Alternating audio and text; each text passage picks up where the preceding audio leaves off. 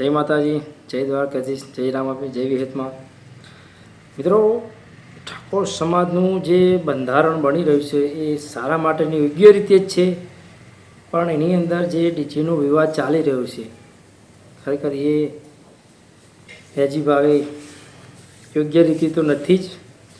પણ જે અમદાવાદ, ગાંધીનગર એની અંદર બંધારણ કોઈ નિયમ લાગુ નથી પડતા.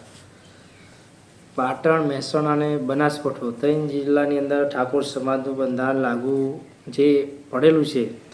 જો સમગ્ર ગુજરાતની અંદર જો બંધારણ લાગુ પડે ને તો જ બંધારણ થઈ શકે, બાકી એક બે જિલ્લાથી બંધારણ ના થઈ શકે.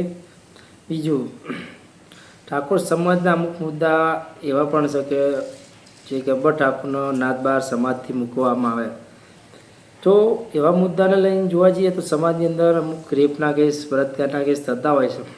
તો એનો કુટુંબ બહાર કે સમાજ બહાર કરવામાં નથી આવતો, પણ ખાલી એક ડીજેનો વળઘોરો કાઢવાથી આ વ્યક્તિને સમાજ બહાર કાઢવામાં આવ્યો, તો ખરેખર જોવા જઈએ તો આ ગેરકાનૂની છે. આ યોગ્ય રીતે સારું નથી. એટલે જે અમુક મુદ્દાઓ છે એટલે ખરેખર ધ્યાનમાં લઈને જ પણ કામ કરવું જોઈએ. બીજું, બંધારણ આપણો જાતે આપણા ઘરથી જ નક્કી કરીશું તો થશે. આપણું કુટુંબ હોય, ધારો કે 20 ઘરનું, 25 ઘરનું, 50 ઘરનું કે 60 ઘરનું કે 100 ઘરનું, તો એ કુટુંબ ભેગું હોય ને આપણે બંધારણ નક્કી કરીશું કે અમુક આ રિવાજો બંધ. આપણે ચલો આપણે આટલા ઘરોના છીએ તો આપણે ડીજે નથી લાવવું, આપણે વળઘોરા નથી કાઢવા, તો નક્કી થશે. બાકી અમુક મુદ્દાઓ તમે અમુક ગામ ભેગું કરીને કરવા જશો ને તો નહીં થાય. કારણ કે ગામની અંદર અમુક લોકો સારા પણ હોય, અમુક ખોટા પણ હોય. અમુકને તમે જે બંધારણ કરો એ ગમતું હોય, ના ગમતું હોય, એટલે એ અમુક યોગ્ય રીતે તમને બંધારણ ના થવા દે. એટલે ગામના બધા અમુક લોકો સારું કરતા હોય, અમુક લોકો ના ગમતું હોય. એટલે ખરેખર તમારું કુટુંબ હોય એની અંદર તમે નક્કી કરો ને એથી જ પહેલ કરો ને તો થાય કે ચલો આપણે અમુક આ લુગરોના પ્રસંગમાં જે લુગરો લઈએ છીએ એ બંધ કરીએ તો થઈ શકે. ધારો કે મારા ઘરથી જ મારે નિર્ણય લેવો કે ચલો મારા લગ્ન પ્રસંગ હોય તો મારે ડીજે નથી બોલાવું, તો મને કોઈ કહેવા નહીં પડે કે ભાઈ ચમ તું ડીજે ના બોલાવું. મારે નથી બોલાવું, મારા જ ઘરથી શરૂઆત કરું તો કોઈ કહી શકે નહીં. દરેક આવું જો દરેક જાગૃત થાય અને દરેક વ્યક્તિ ઠાકોર સમાજના જો આવું બંધારણ કરે, પોતાના ઘેરથી જ નક્કી કરવાનું કે ભાઈ મારા ડીજે પ્રસંગમાં નથી બોલાવું, તો નક્કી થઈ શકે. બાકી મોટી મોટી વાતો કરવાથી કંઈ થતું નથી. એટલે પોતાના ઘેરથી શરૂઆત કરીએ તો જ થાય. આમાં ગાંધીનગર, અમદાવાદ જિલ્લાની અંદર એક નવો નિયમ છે. પહેલાં છોકરી કે છોકરો એનો નિવેદ કરવા જઈએ માતાજીના મંદિરે તો ઢોલ ઉપર નિવેદ કરતા હતા અને પતાવતા હતા.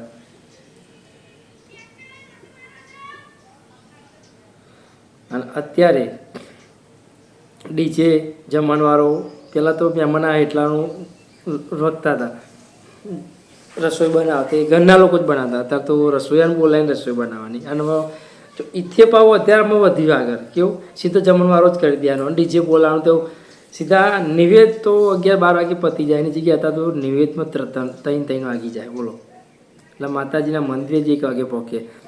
10, 11 વાગે, 12 વાગે પહેલાં નિવેદ થતો હતો, એની જગ્યાએ અત્યારે 1-2 વાગે માતાજીને પધરા આપણે નિવેદ આપીએ. શું યોગ્ય રીતે એ બધું ખરાબ જ થઈ ગયું. પછી લગ્ન પ્રસંગની અંદર બીજો મુદ્દો, આપણે ડીજે લાવ્યા છોકરાના લગ્નમાં, તો એથી વરઘોડો નીકળ્યો ને એટલે ગામમાં જ 12 વાગી જાય. ગામમાં 12 વાગી જાય ને એટલે આમાં જો ચોઘડે હોય ને, આપણે ચોઘડે પહોંચવાનો કે ધારો કે 12 વાગે તમે પહોંચી જજો, 12:30 પહોંચી જજો, 1 વાગ્યા પહેલાં પહોંચી જજો. ભલે નજીક ગામ હોય કે દૂર હોય, ત્યાં ટાઈમે આપણે પહોંચી શકતા નથી. તો વરઘોડો કાઢે એટલે 2 કલાક તો બગડે. એટલે જે ચોઘરેનો ટાઈમનો મુહૂર્ત નક્કી કર્યો હોય એ ચોઘરે એમ લગ્ન થઈ શકતો જ નથી. કે જે ફેરા ફરવાના કે વિધિનો કોઈ ટાઈમ એડજસ્ટમેન્ટ રહેતો નહીં, કે કોઈ ચોઘરે આમ વિધિ થતી જ નથી. અને પહેલાં ટાઈમ જે ટાઈમ નક્કી કર્યો ટાઈમે જ તો પહોંચી જતા હતા. એટલે અત્યારે જે થાય છે ને બધું ટાઈમ બગડતો હોય તો ડીજેના કારણે, વરઘોડના કારણે અમુક કૂદવાનું હોય, લાઈવ પ્રોગ્રામ પાછું લાઈવ ડીજે રાખો, પાછું કલાકાર બોલાવો. એટલે એની અંદર અહીંયાથી વરઘોડની કરીએ તાને 2-3 કલાક તો બગડી જાય. હમા ગામમાં જોન લઈ જઈએ તાને 2-3 કલાક બગડી જાય. આમાં વિચાર 5 થી 100 કલાક જો તમારા બગડતા હોય તો ડીજેના કારણે. આ વરઘોડો કાઢવાથી કોઈ ફાયદો થતો નથી. એમાંથી શું ફાયદો થાય? ઉપરથી વિખવાટ ઊભો થતો હોય છે. તમારી બેન દીકરી બગડે, તમારા છોકરા બગડે.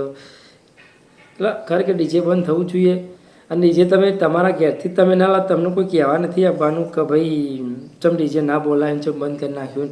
પ્રસંગ પતી ગયો એટલે કોઈ તમને એમ નહીં કહે કે તે નહોતું બોલાય, ના કર્યું, પેલું ના કર્યું, ફલાણું ના કર્યું, ઢેકણું ના કર્યું. કોઈ કહેવા આવતું કોઈને નહીં. એટલે પોતાના ઘેરથી જ જાગૃત થો અને આપણા ખુદને પોતાને નિર્ણય લેવાનો કે મારા નહીં બોલાવ તો નહીં બોલાવ. આ રીતના જો દરેક ગુજરાતનું ઘર ઠાકોર સમાજનું જાગૃત થાય ને તો જ આ બધા દૂષણથી બહાર નીકળાય ને કે નીકળાય નહીં. ખરેખર કલા પાસા પછી ખોટો ટાઈમ બગાડીએ એ પણ ના બગાડવો જોઈએ. આખી રાત પ્રોગ્રામ કરીએ, સવારે નોકરી ધંધા જવાનું તો ના જઈએ, રજા પાડીએ. આપણા અંદર પ્રસંગો તો એટલા બધા થાય ને તમારા વગરના. એટલે આવા બધાથી આપણે મુક્તિ મેળવીએ ને અને આ બધા દૂષણથી થોડા દૂર થઈએ ને તો જ શિક્ષણ તરફ આગળ જઈ શકીએ. આવનારી પેઢી શિક્ષણ તરફ જઈ શકે. બાકી આપણે જ કલાકારો પાછળ ટાઈમ બગાડતા હોય તો આપણા આવનારા છોકરા પેઢી હોય એ કલાકારો પાછળ ટાઈમ બગાડશે. એટલે ખરેખર જાગૃત થવાની જરૂર છે દરેકે. બાકી આપણે કોઈ સમાજના દીકરા છીએ, મને કોઈ ઠાકોર છે મને ગર્વ છે, પણ સમાજની અંદર જે અમુક ખોટા બંધારણોના કારણે જે વિખવાટો થયા છે એ ના થવા જોઈએ. ગબ્બરભાઈને પણ માફી માગી લેવી જોઈએ. અને બંધારણ ખરેખર યોગ્ય રીતે સારું છે, ખોટું નથી દરેકને. અને એક બીજું કે ગુજરાતની અંદર તમામ જે ધારાસભ્યો હોય, કોઈ આગેવાનો હોય, સરપંચ હોય, એમનો આમ પબ્લિક હોય, એમને જે સમાજના સામે અમુક લોકો ઘણા લોકો વિડીયો વિરોધ પક્ષના બનાવતા ના બનાવવા જોઈએ. સોશિયલ મીડિયાની અંદર અમુક વ્યૂ લેવા, ડોલર કમાવા અને પૈસા કમાવાની લાલચથી યુટ્યુબની અંદર, ફેસબુકની અંદર કે ઇન્સ્ટાની અંદર મૂકતા હોય એ ના મૂકવા જોઈએ. આપણા સમાજની અંદર વિખવાટ ઊભો થતો જાય છે. અને આ વિખવાટ ક્યારે નડશે?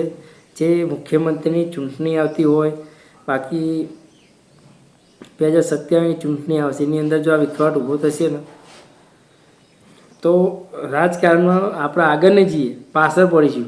કહેવત છે કે રાજગાદીએ બેહાય કંઈક કરી શકો. એટલે જો ઠાકોરનો દીકરો જો રાજગાદીએ બેસીએ ને અને કાયદો આપણા હાથમાં છે ને તો જ આપણા સમાજનું આપણે કંઈક સારું કરી શકશું, કે નહીં કરી શકીએ. એટલે દરેક વ્યક્તિને વિનંતી કે ઠાકોર સમાજ એક થવો. આટલો સમાજ મોટો હોવા છતાં આપણો મુખ્યમંત્રી હજુ કોઈ દિવસ આવ્યો જ નહીં કે ગુજરાતનો મુખ્યમંત્રી ઠાકોર બન્યો હોય એવું આપણે તો હજુ સુધી સાંભળ્યું જ નહીં.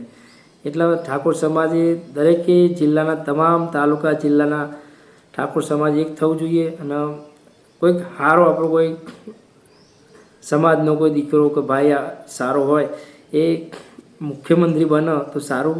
ઠાકોર સમાજનો દીકરો ગુજરાતની રાજગાદી એકવાર બેહે ને તો આપણા સમાજને પણ આગળ લઈ જાય એવી મારી ઈચ્છા છે. એટલે દરેકને આ વિડીયો જોજો જરૂરથી. અને શું તમારો વિચાર છે એ કમેન્ટ કરીને જણાવજો. બાકી આપણે શરૂઆત કરીએ છીએ એક નવી કે સમાજની અંદર કંઈક સારું આપીએ, સમાજને શિખામણ થાય એવો એક વિડીયો આપણો આપીએ માધ્યમથી. દરેકે મારા વિડીયોને શેર કરવો. જો વધુ બોલવા જે વિડીયો લાંબો થઈ જશે એટલે દરેકને જય માતાજી, જય ઠાકોર સમાજ.